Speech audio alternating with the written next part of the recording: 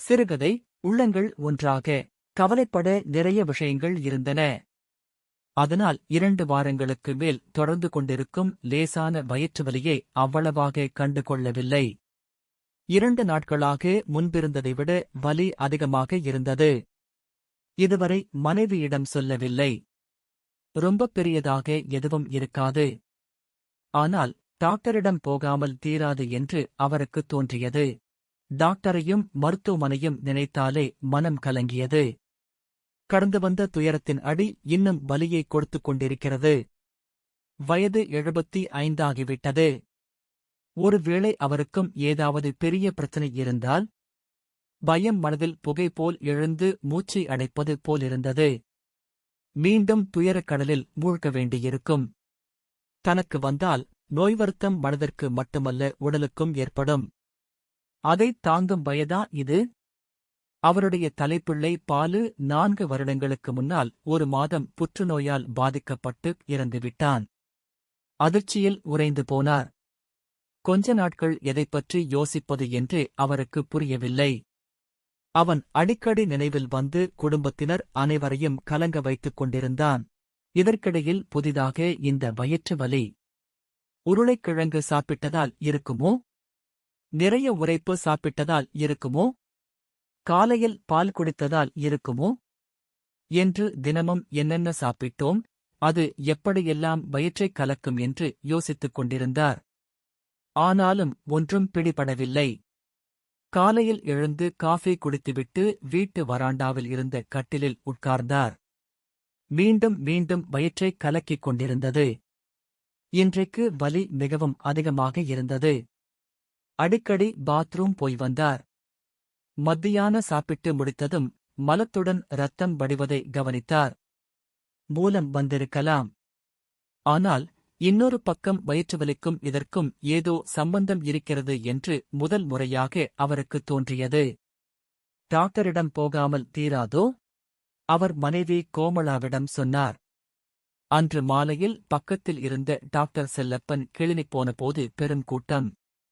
3/4 மணி நேரத்துக்குப் பின்னால் அவர் வந்திருந்ததை அறிந்த டாக்டர் அவர்களை அழைத்தார். பாலுவையும் அவரிடம்தான் முதலில் காட்டினார்கள். ஸ்கேன் எடுத்துப் பார்க்க அவர்தான் சிபாரிசு செய்தார். பின்னால் அடையாறு இன்ஸ்டிடியூட்டிலும் அவருக்கு தெரிந்தவர் மூலம் சிபாரிசு செய்தார். 4 வருடங்களுக்கு முன்னால் மகனை புற்று நோய்க்கு பறிகொடுத்ததன் விளைவுகள் இன்னும் ஒவ்வொரு நொடியும் அவர்கள் வாழ்க்கையில் மாற்றங்களையும் துயரங்களையும் ஏற்படுத்திக் கொண்டிருந்தன. அப்பாவை சிறுவயதில் இழந்த 2 பேத்திகளை நினைத்தாலே அவருக்கு நெஞ்சை அடைக்கும். பாவம் சின்னன் சிறுசிகள். தாத்தா பாட்டியுடன் பேத்திகள் மிகவும் பாசமாக இருந்தனர். ஆனாலும் தந்தையின் அருகாமைக்கு ஈடாகுமா? பேத்திகள் வந்துவிட்டால் கந்தசாமிக்குக் கொண்டாட்டம். சிறுமிகளாக இருக்கும் அவர்களிடம் விரல்களை மடித்து வைத்துக் கொண்டு மேஜி காட்டுவார். அவருக்கு கணிதம் பிடிக்கும். குழந்தைகளுக்கு எளிதாக கணிதம் சொல்லிக் கொடுப்பார். செஸ் விளையாடச் சொல்லிக் கொடுத்தார். ஒகனேக்கல், மேட்டூர், ஊட்டி, கொடைக்கானல், கன்னியாகுமரி என்று நிறைய இடங்களுக்கு பாலு காரில் பிள்ளைகளுடன் அவரையும் கோமளாவையும் கூட்டிச் சென்றிருக்கிறான். இப்போதெல்லாம் பிள்ளைகள் வந்தால் முன்பிருந்த உற்சாகம் இல்லை. குதூகலம் இல்லை. அமைதியாக உட்கார்ந்து கொண்டிருக்கிறார்கள். அவர்கள் வீட்டுக்கு பழகியவர்கள் யார் வந்தாலும் கோமளா பாலுவின் பேச்செடுத்ததும் அழத் தொடங்கிவிடுவாள். அது குழந்தைகளை மிகவும் பாதித்தது. பாட்டி ஏன் சும்மா சும்மா அதையே சொல்லிச் சொல்லி அழுதுகிட்டிருக்காங்க என்று மூத்த பேத்தி கேட்பாள். சுரத்துக் குறைந்துவிட்டாலும் தன் துயரை மறந்து பிள்ளைகளின் துயரத்தை மறக்க வைக்க அவர்களிடம் எதையாவது பேசிக் கொண்டிருப்பார்.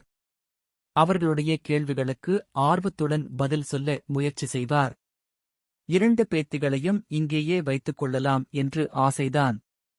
ஆனால் பெங்களூரில் வசதியான பள்ளியில் படித்த பிள்ளைகள். 1 வருஷம் இங்கிருக்கிற ஸ்கூலில் படித்தார்கள். ஒத்துவரவில்லை. பிள்ளைகளுக்கு துணையாக இருக்க முடியவில்லையே என்ற ஏக்கம் கந்தசாமிக்கும் கோமளாவுக்கும் இருந்தது. இப்போது சென்னையில் படிக்கிறார்கள். அவ்வப்போது சென்னையில் போய் அவரும் கோமளாவும் கொஞ்ச நாள்கள் இருந்தார்கள். ஆனால் வீட்டை ஊரில் வைத்துக்கொண்டு அங்கேயே தங்க முடியுமா? சொந்தக்காரர்களுடன் இருக்க வேண்டும் என்றுதான் ஊரில் செட்டில் ஆனது. மருமகளுக்கும் அவர்கள் உடன் இருப்பது கஷ்டமாக இருக்கக்கூடும். அவளால் சொல்ல முடியாமல் இருக்கலாம். 2 பேர் என்றாலும் வேலைகள் அதற்கு தகுந்தாற்போல் அதிகமாகும். அதனால் பிள்ளைகள் அவ்வப்போது லீவில் வந்து ஊரில் தங்கியிருப்பார்கள். பாலு பெங்களூரில் இருக்கும்போது அடிக்கடி காரில் வந்து விடுவான். 2.5 லட்சம் சம்பாதித்தான். அது கூட அவருடைய கணக்குத்தான். அவன் ஒருபோதும் சொன்னதில்லை. எல்லோரையும் கூட்டிக் கொண்டு ஏதாவதொரு இடத்துக்கு பிக்னிக் போவான். இப்போது இந்த இடத்தை விட்டு போகத் தோன்றவில்லை. எல்லாவற்றிலும் அவனுடைய நிழல். அவளுக்கு எவ்வளவு ரூபாய் வருகிறது என்று மருமகளிடம் கேட்க முடியவில்லை. அவளும் சொல்லவில்லை. அவ்வளவு பெரிய தொகை வராது என்பது மட்டும் புரிந்தது. கடவுள் ஏன் இப்படிச் செய்தான்? கொஞ்சம் கொஞ்சமாக கடவுளைக் கும்பிடுவதை நிறுத்திவிட்டார். அவருக்கு யார் மீதும் சுத்தமாக நம்பிக்கை போய்விட்டது. மன அழுத்தத்தில் இருந்த அவருக்கு வாழ்வியல் நிலையாமை தன் கோர முகத்தைக் காட்டியது. அதை அவரால் ஏற்றுக்கொள்ள முடியவில்லை. 2வது பையன் சங்கருக்கு திருமணம் முடித்துவிட்டால் கொஞ்ச பிரச்சனை தீர்ந்துவிடும். அவனுக்கு குடும்பம் பிள்ளைகள் என்று வந்தால் ஒருவேளை துயரங்கள் மறைந்துவிடும் என்று கோமளா நினைத்தாள். ஏற்கனவே இளையவனுக்கு பக்கத்து ஊரில் பெண் பார்த்திருந்தார். அவனும் சரி என்று சொல்லிவிட்டான். ஆனால் அதற்குள் மூத்தவன் இறந்து விட்டதால் திருமணப் பேச்சு நின்றுவிட்டது. 1 வருடத்துக்குப் பின்னால்தான் விசேஷங்கள் நடத்த முடியும். அப்பா இல்லாத பிள்ளைகளுக்கு எதுதான் பிடிக்கும்? பேத்திகள் இருவரையும் பார்க்க ஏன் நினைப்பது கூட அவருக்கு மிகவும் வருத்தத்தை அளித்தது. அதை எவ்வளவு மறக்கவும் மறைக்கவும் நினைத்தாலும் முடியவில்லை. இன்னும் அதிகமாக செல்லம் கொடுத்தார்.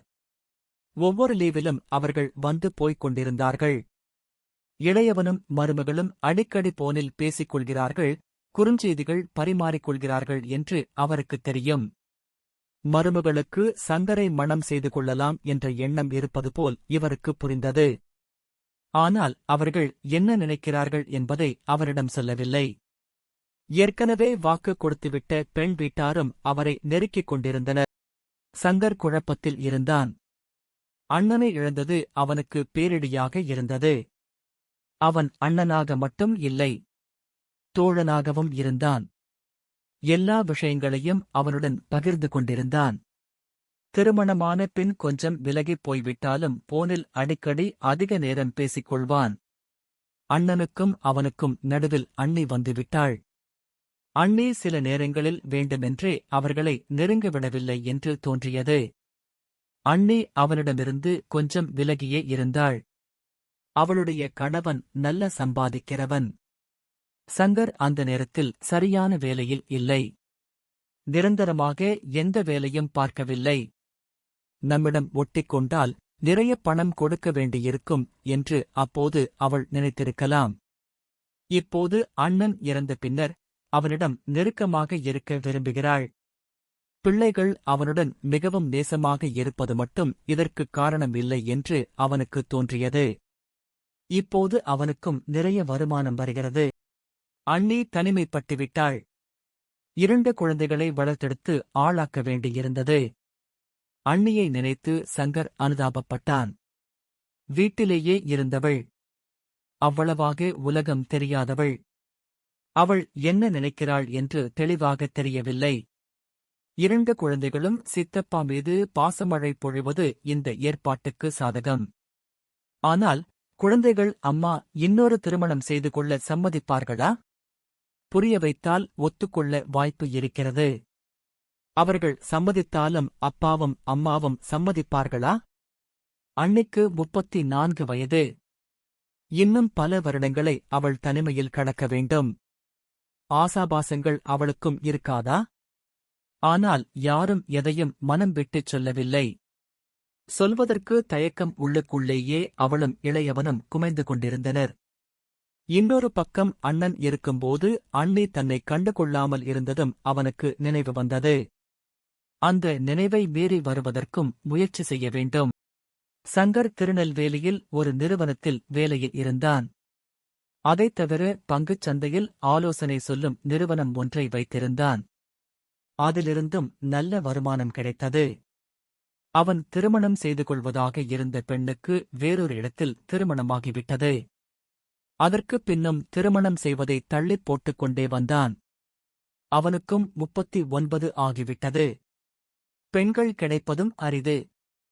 அவனுக்கு பெண் கொடுக்க வந்தவர்கள் மாப்பிள்ளைக்கு நிரந்தர வேலை வேண்டும் என்று எதிர்பார்த்தார்கள். ஷேர் மார்க்கெட் பேரங்களில் போதிய வருமானம் வந்தாலும் பேருக்காவது ஏதாவதொரு வேலை பார்க்க வேண்டியிருந்தது. அதற்காகவே வேலை பார்த்தான்.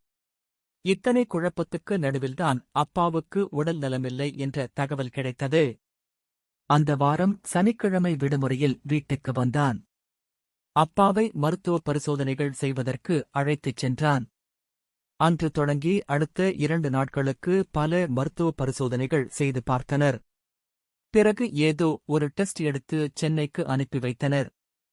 முடிவு தெரியவர 2 நாட்கள் ஆகும். இது ஏதோ புதிய பெரிய பிரச்சனையில் கொண்டு போய்விடுமோ என்று கந்தசாமி வாழ்வில் முதல் முறையாக தன்னுடைய உடல் நலம் குறித்து கவலைப்பட்டார். 72 வயதில் அவருடைய வாழ்வில் முதல் முறையாக மருத்துவமனை சிகிச்சை என்று அலையத் தொடங்கினார். இதுவரை சிறு தலைவலி கூட அவருக்கு வந்ததில்லை. பையன்கள் இருவருக்கும் அடிக்கடி ஏதாவது உடல் நல பிரச்சனைகள் வரும். அவருடைய மனைவியும் வருடத்தில் 2-3 முறையாவது டாக்டரிடம் போக வேண்டியிருக்கும். அப்படியிருந்த அவருக்கா? வாழ்வில் எது எப்போது வரும் என்று யாருக்காவது தெரியுமா? 2-3 நாட்களில் சென்னையிலிருந்து ரிசல்ட் வந்துவிட்டது. 4வது நிலை புற்றுநோய். சென்னைக்குச் சென்று சிகிச்சை பெற வேண்டியிருக்கும். அவருக்கு மண்டையில் சுரீர் என்று ஏதோ உரைத்தது. அவருடைய மூத்த மகன் இறந்ததும் இதே புற்றுநோயில்தான். அவன் இறப்பதற்கும் தானே காரணம் என்று கசிந்து வருந்தினார். எல்லோருக்கும் எப்போதும் நல்லதுதானே செய்தேன், என் மகனுக்கும் எனக்கும் இது எப்படி வந்தது? எனக்கு அந்த நோயின் அறிகுறிகள் இருந்து அவைதான் அவனிடம் சென்றிருக்க வேண்டும். மரபணு என்கிறார்களே, என்னையாவது கடவுள் முதலில் அழைத்துக் கொண்டிருக்கலாம். இப்போது சின்னவனுக்கும் திருமணம் ஆகவில்லை. வயதான காலத்தில் கோமளாவை யார் பார்த்துக் கொள்வார்? இத்தனைக்கும் மாதத்துக்கு 1 முறை 2 முறை ஏதாவது வியாதி சொல்லிக் கொண்டு அவள்தான் டாக்டரிடம் போவாள். கீமோதெராபி அது இது என்று சிகிச்சை தொடங்கி அதனால் வரும் வாந்தி, முடிகொட்டுவது, வயிற்றுவலி என்று என்னென்னமோ அவரை அலைக்கழித்தன. ஏதாவது வலி அசௌகரியம் என்று டாக்டரிடம் சொன்னால் இன்னும் 2 மாத்திரைகள் சேர்ந்து சாப்பிட வேண்டியிருந்தது. மூத்த மகன் இறந்த துயரம் ஒருபுறம் மனதை அழுத்தினாலும் அது எங்கோ மனதில் வெகு ஆழத்தில் உறைந்துவிட்டது. தன்னுடைய உடல் தேர என்ன செய்வது என்று யோசிக்கத் தொடங்கினார். எல்லா துயரங்களும் இப்படித்தான் தொடர்ந்து வருமா? அவருடைய வயிற்று வலி தினமும் வாட்டியது. மாத்திரை மருந்து எடுத்துக் கொள்ளவில்லையெனில் வலி மிகவும் அதிகமாக இருந்தது. தினமும் மருந்து மாத்திரை என்று 24 மணி நேரமும் அதைப் பற்றியே கவலைப்பட்டுக் கொண்டிருந்தார். மனைவி கோமளா தனிமையில் துயரப்பட்டுக் கொண்டிருந்தார். அவருக்கும் மூத்த மகன் நினைவு மனதின் ஒரு மூலைக்குப் போய்விட்டது.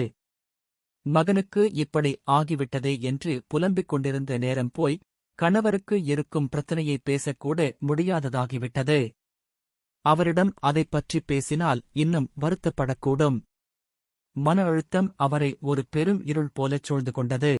கோமளா யோசித்துப் பார்த்தார். இவரும் இறந்துவிட்டால் என்ன செய்வது? இளைய மகனை நம்பித்தான் இருக்க முடியும். அவன் வேறொரு ஊரில் வேலை பார்க்கிறான். அங்கே போய்த்தான் இருக்க வேண்டும். அவனுக்கும் ஒரு கல்யாணம் முடித்துவிட்டால் அவன் மனைவியை அண்டி வாழ வேண்டும். அல்லது தனிமையில் வாழ வேண்டும். இவ்வளவு வருடங்கள் பிள்ளைகள் புருஷனோடு வாழ்ந்தவருக்கு தனிமையை நினைத்துப் பார்க்கவே பயமாக இருந்தது. என் தலைவிதி என்னை எப்படியெல்லாம் சோதிக்கிறது? இறந்து விடுகிறவர்களுக்கு எல்லா பிரச்சனைகளும் தீர்ந்து விடுகின்றன. அவர்களை அண்டியிருக்கிறவர்கள் எல்லாவற்றையும் எதிர்கொள்ள வேண்டியிருக்கிறது. முதலாக மருமகளை தன்னிலையில் வைத்துப் பார்த்தாள். அவளுக்கு யார் துணை? இத்தனை வயதான பிறகு எனக்கு இந்த பயம் இருக்கிறதே. இந்தச் சின்ன வயதில் கணவனை இழந்திருப்பது எவ்வளவு கஷ்டம். 2 பிள்ளைகளை தனியாக வளர்க்க வேண்டும். நாம் அவளைப் பற்றி நினைப்பதில்லை என்ற வருத்தம் அவளுக்கு இருக்குமோ? அது நியாயமானதுதான். பேத்திகளை நினைத்து கவலைப்பட்ட அளவுக்கு அவளைப் பற்றி நினைக்கவில்லையோ?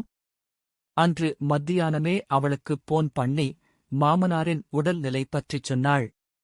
இருவருக்கும் ஏதோ ஒரு உறவு காத்திருப்பது போல் தோன்றியது. மருமகளின் குரலிலும் ஒரு குழைவு இருந்தது. அதை அவளும் உணர்ந்திருக்க வேண்டும். எதையும் கொஞ்சம் விலகி நின்று தீர்க்கமாக யோசித்துப் பார்த்தால் நல்லது நடக்கும். மகனிடமும் பேச வேண்டும் என்று கோமளாவுக்கு தோன்றியது.